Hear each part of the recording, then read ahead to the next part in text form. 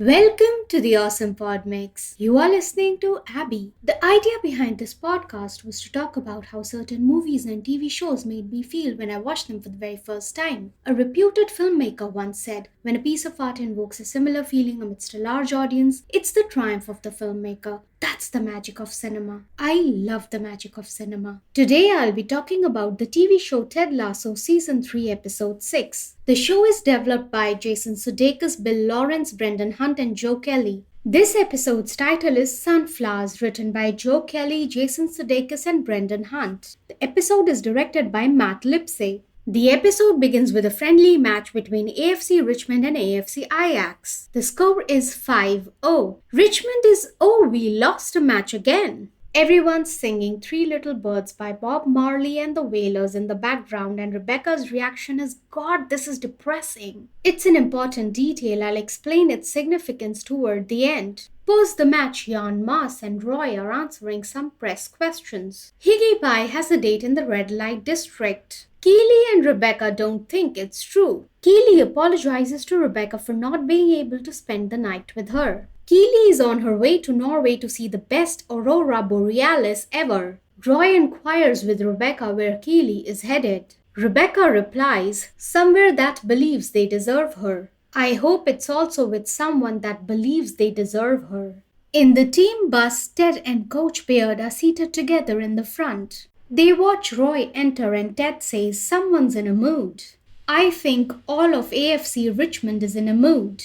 When Ted and Coach Beard turn to look at the team in unison, indeed everyone is in a mood. Ted announces no curfew for the team tonight. Ted feels that the team needs it. Coach Beard feels not as much as Ted does. Roy doesn't let Jamie have fun free time. He takes him off the bus for a run.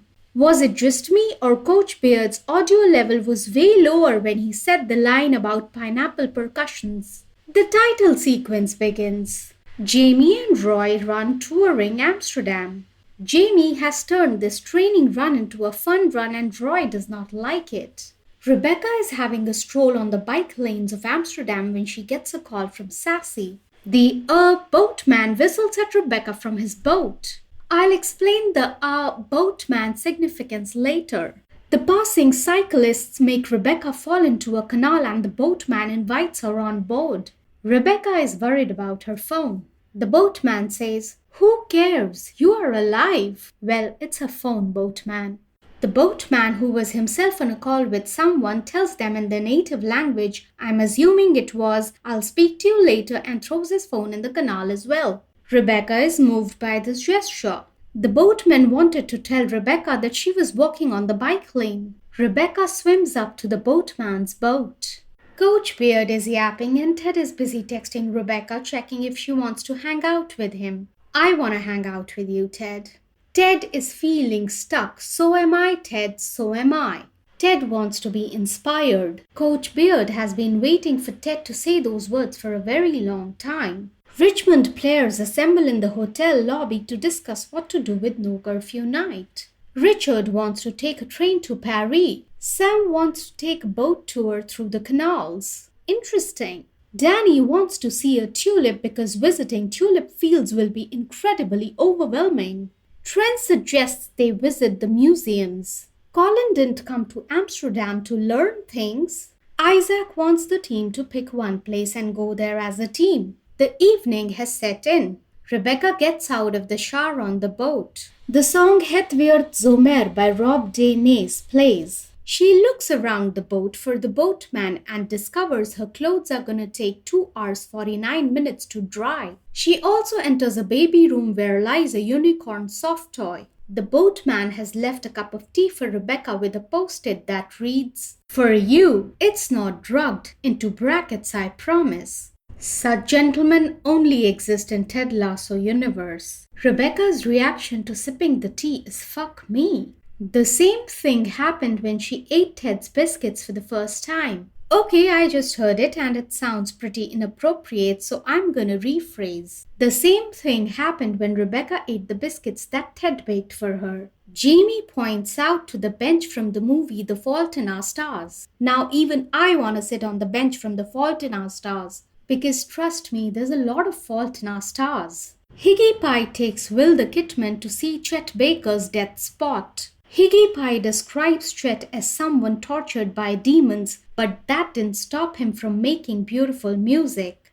I'm guessing tortured by demons is a mental health metaphor. Kenneth, the bus driver, hooked Coach Beard with some stuff. Coach Beard put it in the tea. I totally get Ted's apprehension to not want it, and that too with tea, a double no-no. The Richmond team is equally divided on where to head except for Danny. The moment that gets resolved, everyone fights over what they should eat. Colin pulls up the hoodie over his head and sneaks out of the hotel. Trent follows Colin. For a moment I was like, why Trent? It's a tad bit creepy. The boat wobbles a little. The boatman seeks permission if it's okay to come in.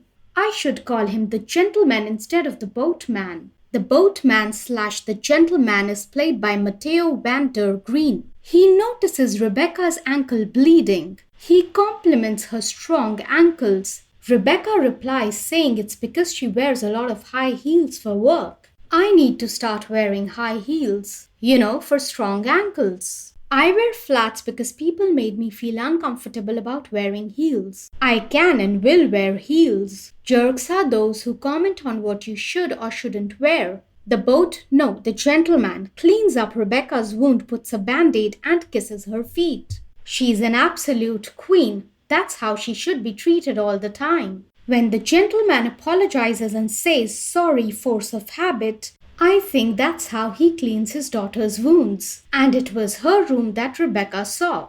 The gentleman offers to call Rebecca a cab if she doesn't want to wait or cook dinner for her. Can you please cook dinner for me, please and thank you. Rebecca agrees to stay back for dinner until her clothes dry off. He offers her a Tupperware box full of clothes. Rebecca's description about the clothes is serial killer trophy vibes. Rebecca finds something lovely to wear. The gentleman reveals those are his ex-partner's clothes. He even offers Rebecca a foot massage. Rebecca refuses. The gentleman says, okay then, fine. Stand there with tired feet, completely sober. It does not affect me at all. Mr. Gentleman, I think you're lying your ass off about not being affected. It's affecting me. How is it not affecting you? Roy has had it with Jamie and his Amsterdam facts. Roy is tired. He can't take it anymore. Tell me something. Why does Roy think windmills are fake? I know he says he's never seen one, but still. I'm not even from there and yet I'm offended just like Jamie. FYI, even I have not seen one for real. Yet I don't think they're fake. Jamie needs bikes. Ted realizes Coach Beard is getting bored. He lets him off the hook and Coach Beard leaves. When the focus shifts from Ted's face to the tea, I knew he would drink it afterward. Colin visits Prik Thunderdong. Colin checks with the bartender if they have vanilla vodka. Colin also asks the bartender if he knows who he is. The bartender assures Colin that he can be whoever he wants to be tonight. Trent arrives at the Thunderdong and Colin panics and leaves. Trent chases after Colin. Trent confesses that he already knew about Colin. Colin should not feel ashamed because Trent has known for months and he didn't tell anyone. Trent has a reason for that, and the reason is that Trent is gay himself. I knew this from before. Ted checks in on Rebecca if she's having a good night. Boy oh boy, she is having a good night. Ted drinks the tea. The gentleman is preparing food for Rebecca. Rebecca walks out wearing the dress she picked up and loved. Rebecca compliments the gentleman's ex's taste. The gentleman reveals that his partner hated it even though he bought it for her. His partner was unfaithful to him. He realized it didn't happen to him, but for him. Rebecca hears a Dutch singer singing the song She Believes in Me by Kenny Rogers. The gentleman takes the whisk pretending it to be a mic and starts singing Andre Haas's version. Rebecca joins in singing the English version. They jam on the song. I recall a time when I would sing my heart out with the song playing on the radio in the car. What a memory. Jamie arranges a bike from a bike thief. Roy is not interested in riding it. Roy never learnt how to ride a bike. Jamie and the bike thief laugh in Roy's face. To be honest, even I was laughing, even though I don't know how to ride a bike. I absolutely relate with Roy on this. I grew up in a boarding and never learned how to ride a bike. My dad never taught me. Roy couldn't learn because his granddad was supposed to teach him and he died. Now Roy feels it's a great disrespect to his granddad's memory that he never learned how to ride a bike. Roy just wants to out his negative emotions even if Jamie deserves it or not. He does not. Jamie encourages Roy to learn how to ride a bike for Granddad. Jamie teaches Roy how to ride a bike. Of course, Roy isn't able to learn it instantly. He trips over and over and over and over and over and over and over again. At Jazz Cafe Alto, Higgy Pie and Will enjoy some jazz and drinks. A band named The Cartel plays. By the riverside, Trent reveals to Colin how his daughter believed him when he came out to her the second time.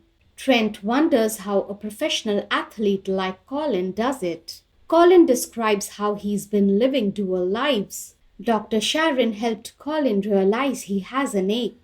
My waterworks began from this moment. Colin describes his ache, an ache for both my lives to be my only life. He just wants that when they win a match, he should be able to kiss his fella like a guy gets to kiss his girl. It's such a simple ask. It broke me.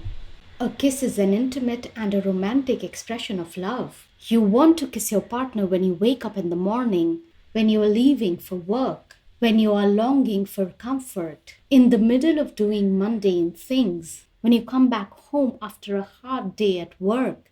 You kiss to stop time. You kiss to steal this precious moment. You kiss to assure your partner. You kiss to express gratitude, love, and belonging. A kiss is almighty and powerful. A kiss takes your breath away. It also infuses love and life simultaneously. Colin continues, I know we can't fix every ache inside of us, but I shouldn't have to pretend it's not there either. This resonated with me on a lot of levels. Why are you doing this to me? You don't let one opportunity go by where you don't make me cry. Yes, I'm talking to you, the makers of Ted Lasso. Ted visits the Dutch impressionist painter Vincent van Gogh's museum. Ted stares at the Sunflowers painting for inspiration. Sunflowers is also the title of the episode. The museum guy says, one doesn't expect to get from life what one has already learned it cannot give. Rather, one begins to see that life is a kind of sowing time, and the harvest is not yet here. He was just a humble preacher's son. And yes, he had his demons, but they never stopped him from searching for beauty. Because when you find beauty, you find inspiration. If that is, you stay as determined as Vincent. Never stop, no matter how many failures. When you know you're doing something you're meant to do, you have to try. Ted is all teary-eyed. So am I, Ted, so am I. You have no idea how much this line of dialogue means to me. Over the years, I've lost a lot of faith, and you have helped me restore some of it. A sunflower is Kansas state flower. The museum guy wants Ted to have the sunflower notebook.